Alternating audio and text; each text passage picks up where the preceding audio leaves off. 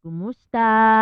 Grabe, nitong nakaraan nga pala ay nag-repair ako ng LCD. At syempre, gusto ko rin kayong isama sa panibagong journey ko. Kaya huwag na tayo magpatumpik-tumpik pa. Gora na mga B.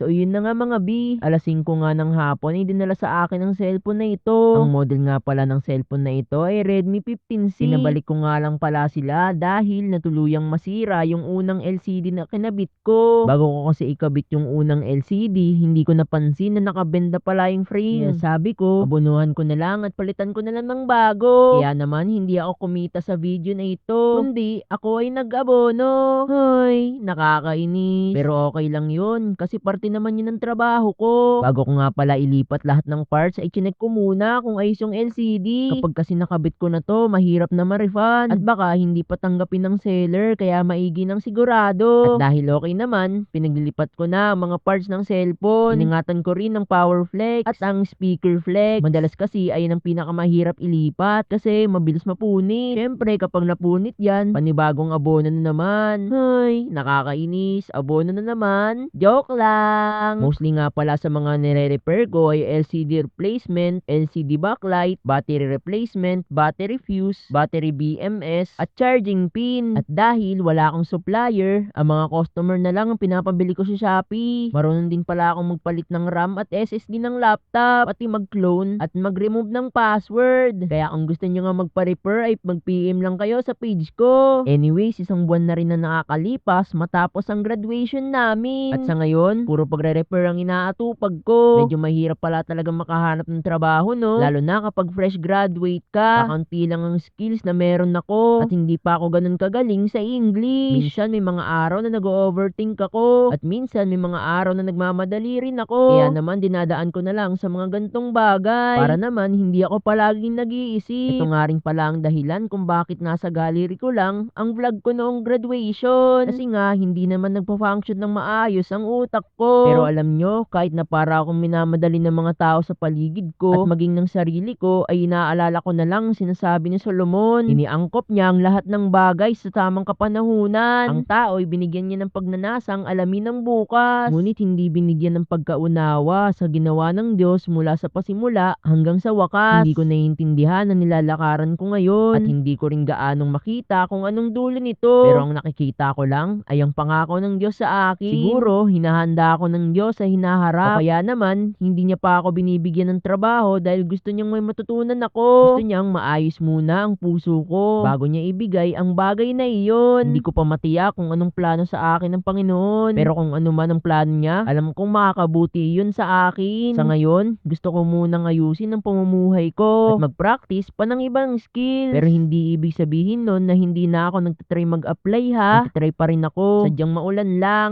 Joke lang. Mahirap man makita ang purpose ni Lord ngayon. Pero alam kong makikita natin yun kung magtitiwala tayo sa Kanya. Kaya huwag mo akong gagayahing mag-overthink ha. Huwag kang gaya-gaya B. Akin na to. Joke lang. Pero hayaan nyo, ibibigay rin ni Lord ang mga nais natin. At ibibigay niya iyon kung handa na tayo. At ang puso natin. O siya, humahaba na ang kwento ko. In lang at salamat sa pananatili hanggang dulo. At palagi mong tandaan na Jesus loves you. Paalam!